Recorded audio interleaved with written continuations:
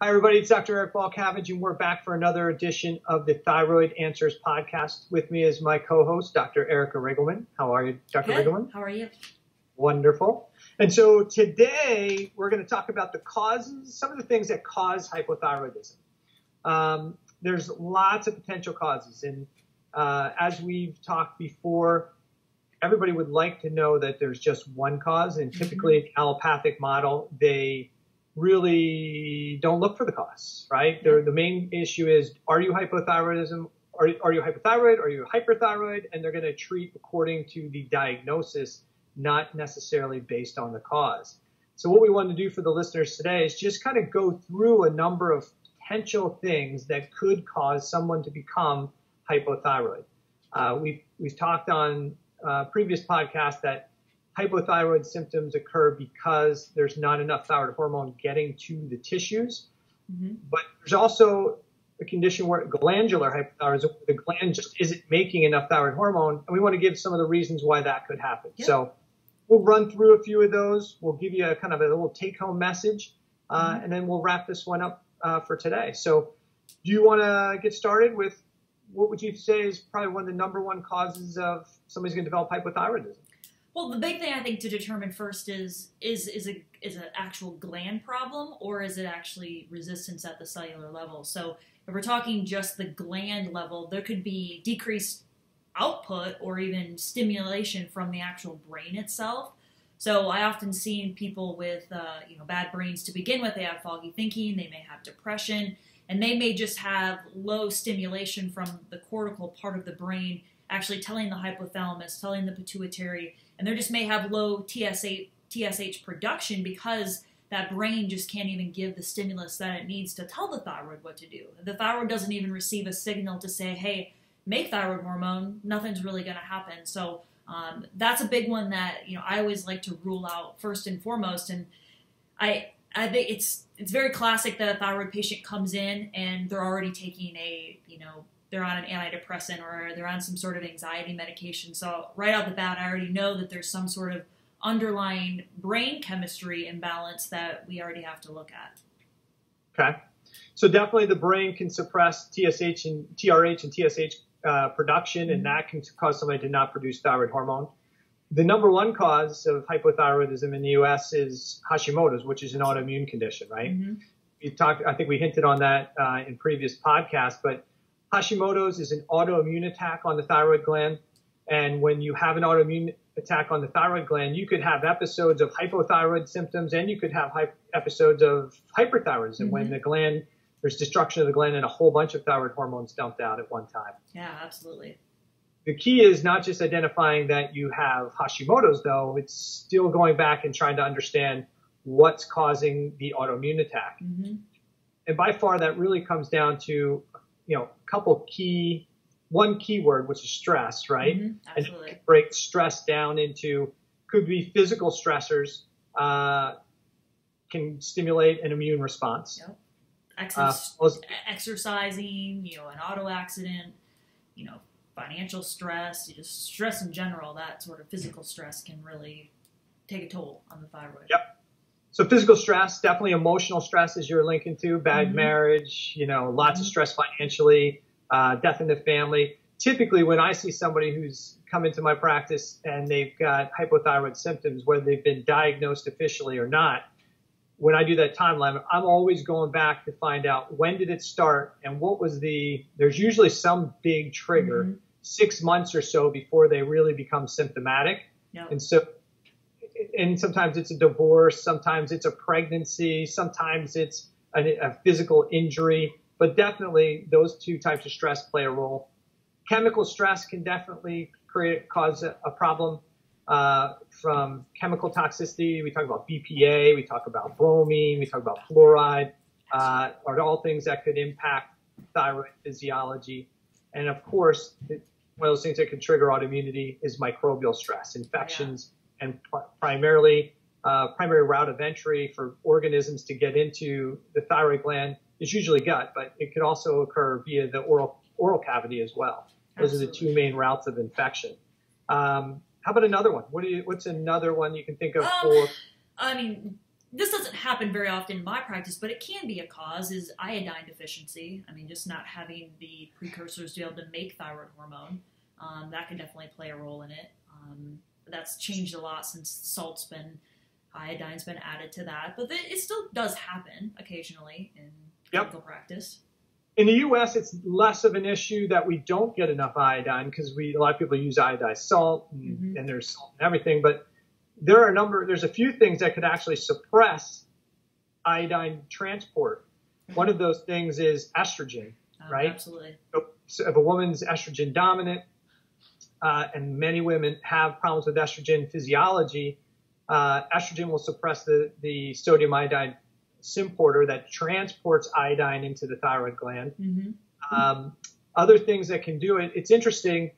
One of the things a lot of people do for inflammatory problems is to take resveratrol. Resveratrol is a great anti-inflammatory agent. It works real well, but some of the research is actually pointing out that if you take resveratrol, for sustained resveratrol, take it more than 48 hours in a row, that you can actually suppress the symporter. So you'll decrease iodine transport. So you can get plenty of it in your meal, but the resveratrol will decrease the transport across the membrane and into the thyroid gland, which is a wow, right? Yeah. Because one of the things we're trying to do for a lot of patients is suppress inflammation, since inflammation and inflammatory chemicals will also inhibit that sodium iodine symporter. So if you have inflammation, you have inflammation, you may reach for turmeric or resveratrol as kind of a natural agent to help to reduce your inflammation, but sustained use of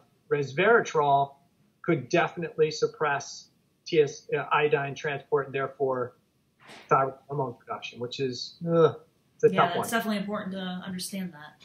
Yep. Other things that could be really affecting the thyroid could be the addition of fluoride or chloride. That's added to our water system. We're getting it in preservatives. We're getting it in things added to our food system.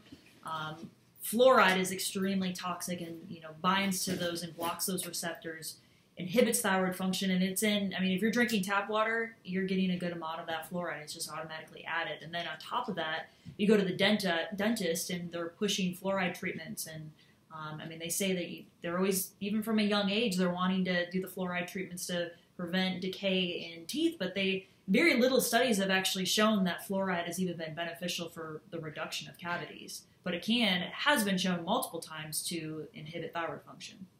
Sure can. And I think, I have a number of people who are swimmers. And so and all of them have hypothyroidism. All of them are Hashimoto's. So I wonder how big of a link that plays. And it's interesting. After I started training for triathlons, I was spending a lot of time in traditional pool water before I switched to a saltwater pool. And it was the year after my start to triathlon training that I developed antibodies to my thyroid. So, you got to wonder about toxicity there. Other things that could impact thyroid hormone production is one of the things I think we may have talked about last time. I know I just did a Thyroid Thursday video on this, and that's bile salts. Oh, yeah. So anybody who has cholestasis or sluggish bile physiology, they have the tendency to have bile salts back up into their blood. And as bile salts become elevated, bile salts actually increase T4 to T3 conversion in the pituitary gland, which will lower TSH production. And so that may cause a couple symptoms. One is that they may be tired and fatigued after a meal. And I think if it's within the normal range, a little tiredness and fatigue, maybe that's part of the whole innate response to slow us down a little bit and allow for digestion. But if somebody already has lower levels of thyroid hormone and they've got biliary congestion, then that could suppress it even further. And if we add in that somebody's taking bile salts to support their digestion, the combination of the supplemental bile salts, the backup from their liver, the combination of those two things could really increase bile salts circulating. And increase the conversion of T4 to T3 in the pituitary, squashing TSH production, and therefore decrease T4 and T3 out in the serum. So slowing down metabolism. So those are a couple issues. Yeah, that's a great thing to consider, because a lot of patients are, whether they've had their gallbladder removed or they're, just trying to increase gallbladder function, a lot of patients come in already taking that, and little do they know they may be inhibiting some of their thyroid function. Right. And one of the biggest factors that creates a problem with bile physiology and the bile salt secretion into the bile ducts is estrogen. So estrogen is playing almost a double whammy. The estrogen itself can decrease iodine transport, and the iodines or the estrogen's prevention of bile salts being secreted appropriately into the bile ducts can add to the bile salts circulating in the blood, which can suppress TSH production. And estrogen also affects the binding capacity for thyroid hormone, so delivery to the actual cell itself. So you're getting estrogen on all levels can affect it. Right. So you see the elevation of thyroid binding globulins, those kind of taxicab carrier molecules, and so you have less free hormone floating around in the system. Yeah, exactly. What about neurotransmitters? Do they have an impact on thyroid physiology? I think you hinted to that. But absolutely. I mean, serotonin and dopamine are probably the two biggest ones. I mean, having low thyroid function leads to less serotonin, and then having low serotonin to begin with causes a decrease in production or release of TSH. So you're getting it from both ends. So if somebody already has, a predisposition to, low serotonin, they're going to create a thyroid problem. And then having low serotonin, then it just becomes this vicious cycle that happens over and over. And I mean, I would say 99% of my patients that come in that are complaining of thyroid symptoms also have depression. They're either already on a serotonin reuptake inhibitor, or they're considering being put on one. So I mean, serotonin plays a huge role in thyroid function from both aspects. Right. And yeah, the downside is if they have an inflammatory issue, their body's trying to clear that serotonin out much faster. Their MAO enzyme speeds up. Yep. And they deplete it, so they're going to be depressed. And to some degree, that's part of the innate process to try and help the body heal itself. Putting them on a SSRI will pool their serotonin, but that serotonin will then suppress their body's ability to clear their fight or flight hormones, epinephrine, norepinephrine, and so now they wind up depressed, anxious, and tired, and fatigued. Get that tired scenario going, and they feel worse.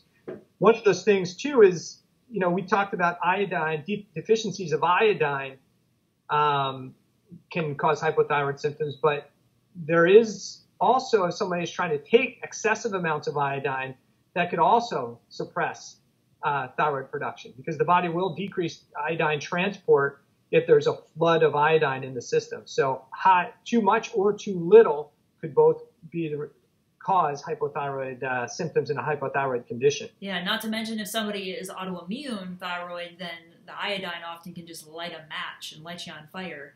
And you look at pretty much all the over-the-counter supplements. You go to, what the vitamin shop, whatever supplement store, you look for just some sort of thyroid support. Pretty much every single one of them is going to have iodine in it, just because they assume that iodine is needed for everybody. It's like the blanket. If you don't see iodine, it may say kelp, or so those are things that you'll see on the label.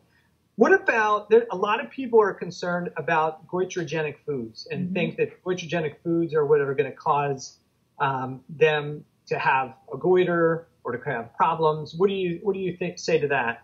I honestly, to consume the amount that would actually create issues with the thyroid, I mean, research studies show that you have to consume like buckets of broccoli or cabbage, and you'd have to be consuming them raw, and for that to even play a factor in to, you just having a little bit of raw broccoli, a few pieces, in my opinion, is not going to be enough to create any sort of issue with the thyroid.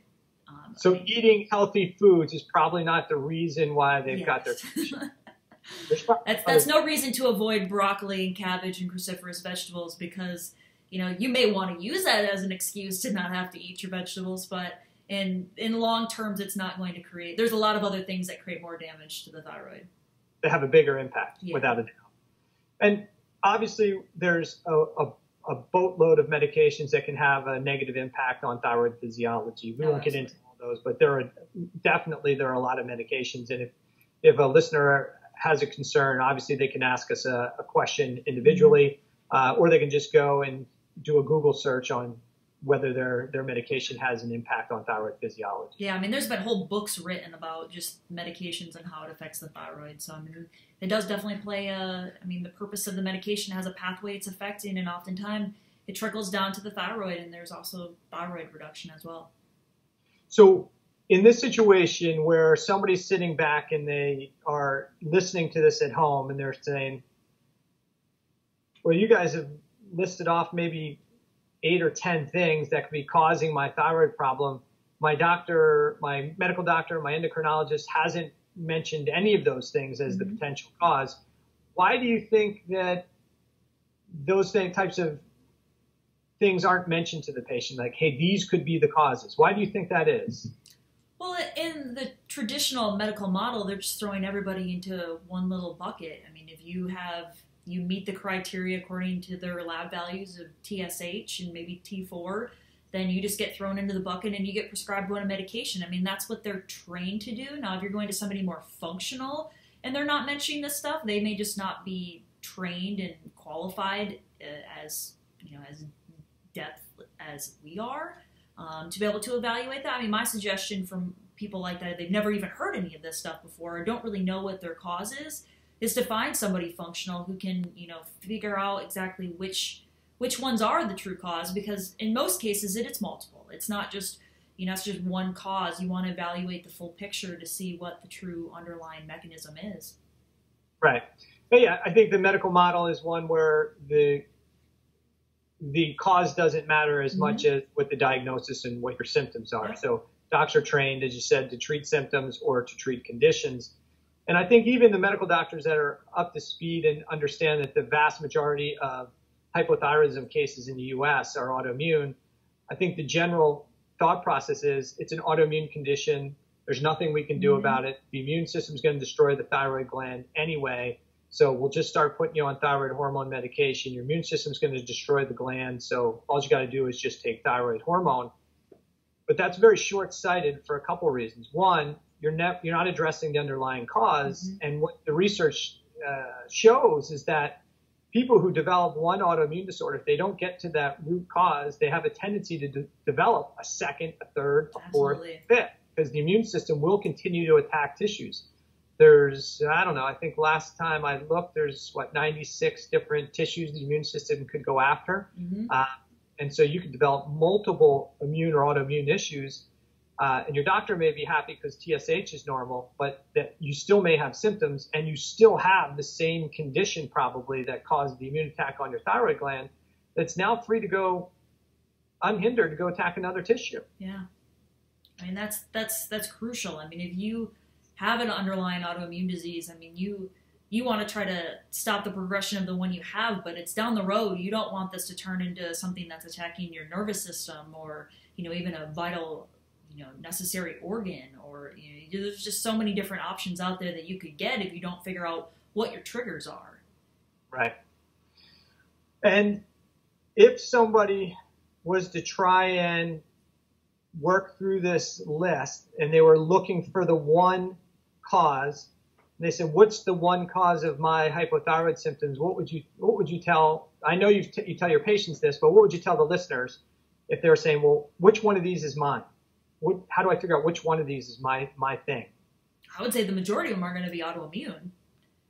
I mean, that's going to be the huge one, is that, most of them are going to be autoimmune. And from that perspective, it's function. You've got to look at the immune system. Yeah, you need to look at the thyroid gland, but it's not really the thyroid gland's fault at that point. It's the immune system is mistaking the thyroid as something else.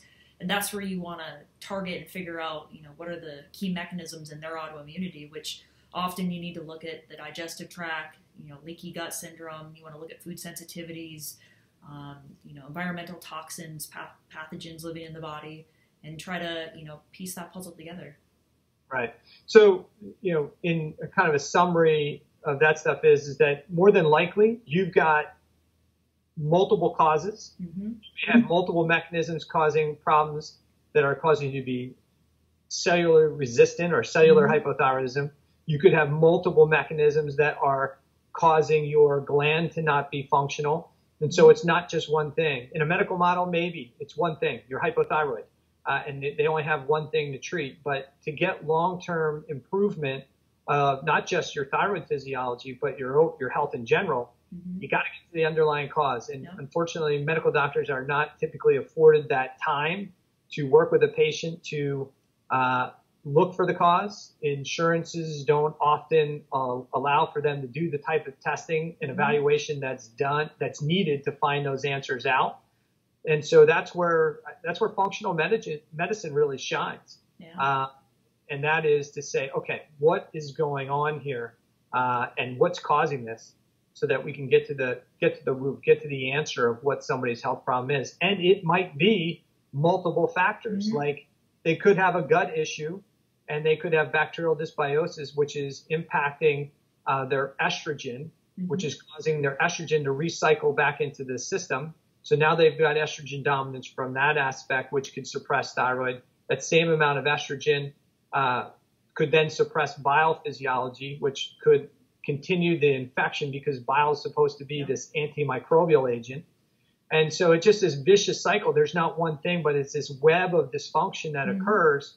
And it really takes a skilled practitioner to start to unravel all of this stuff to help get somebody better. And unfortunately, the functional approach oftentimes takes time. Yeah. It requires the patient to make changes to their life and to their habits, and then they'll put some work in to work on getting their health back. The drug approach is definitely much quicker, and some people, depending on the level of damage, need medication if their damage has been that bad. But a lot of patients can do really well if they get to root cause. But again, it's going to be more work than the traditional, here, just take this and call it a day, right? Yeah, it's definitely not that easy. It's not as easy as just take a pill.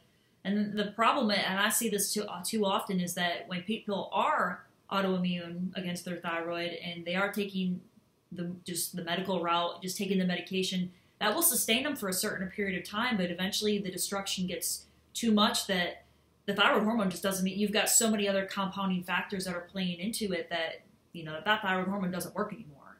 And then you've gone down the road of 10 to 15 years of destruction to your thyroid and you may have, at that point, multiple autoimmune conditions. So it layers on top of each other. So, when you first get diagnosed, that's the point where you want to figure out the underlying cause, not just wait till it gets worse.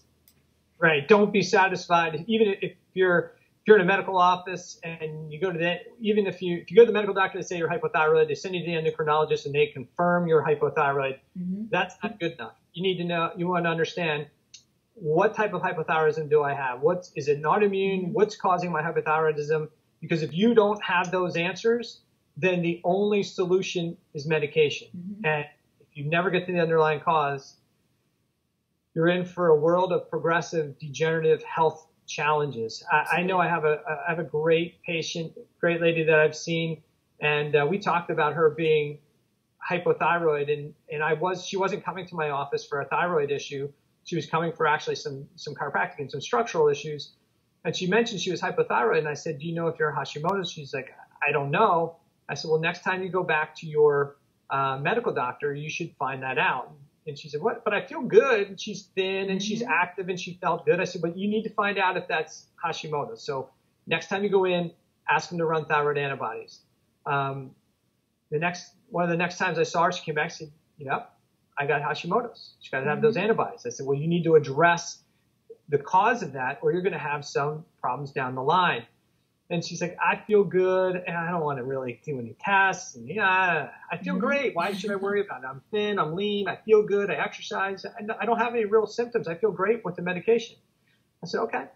So this year, and it's probably been about 5 years since we had that conversation. This year she came in not feeling so good and tired and a little fatigued. And I said, you know what, maybe you should go get your blood work redone.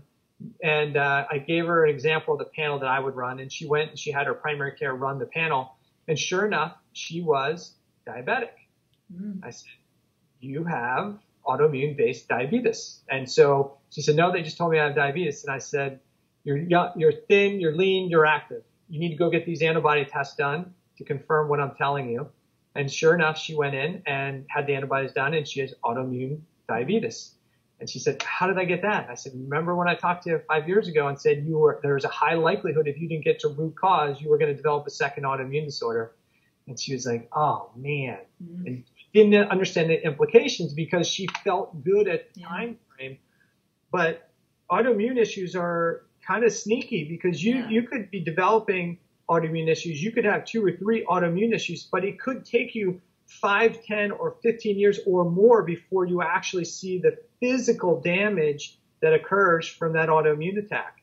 Yeah. And, in her situation, it was about 5 years from the time we had that conversation. And, we had that conversation again that, listen, this is your second autoimmune disorder. Mm-hmm. You don't address what those underlying mechanisms are, there's a probability you're going to develop a third. Mm-hmm. And still didn't convince her, but we'll see. Yeah. But now she's she's insulin dependent diabetic, and it's not a fun way to go. No, definitely is not. But you can only lead a horse to water. You can't make him drink, and patients are the same way. If they don't want to change at this point, it has to get bad enough sometimes. And it's sad that it has to get that way, but it's, with autoimmune disease, it's often like the straw that breaks the camel's back. You don't know when that tipping point's going to be. I mean, a lot of people see the signs coming, but they want to ignore them, and then they wake up one day and they've got all sorts of issues going on, and they don't know how they got there. Yeah, and it's usually been a long time coming. Yep. So we'll kind of wrap this podcast up. I think we did a pretty good job with this one, explaining some of the big causes of poor thyroid function and hypothyroidism. Yeah, and in future podcasts, we're definitely going to be going into more detail about the nitty-gritties of exactly what each one of these, and give more detail. So we're going to get there with that detail. We're just trying to give the intro of exactly some of the underlying things that could be happening. Yeah, I'd like to. We'll start hitting some individual topics like adrenal physiology and thyroid function. We'll dig into the estrogen issues.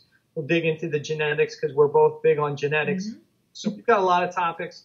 Again, if there's a topic that you have an interest in and you're watching this, put it in the comments section, email Dr. Erica or myself, contact us and let us know what your questions are and what you need answers to. And we want to make sure we make future episodes or future podcasts or future shows that cover those individual topics. Yeah, our goal is to address, your guys' questions, your concerns, what you want to hear is what we want to explain and help you out.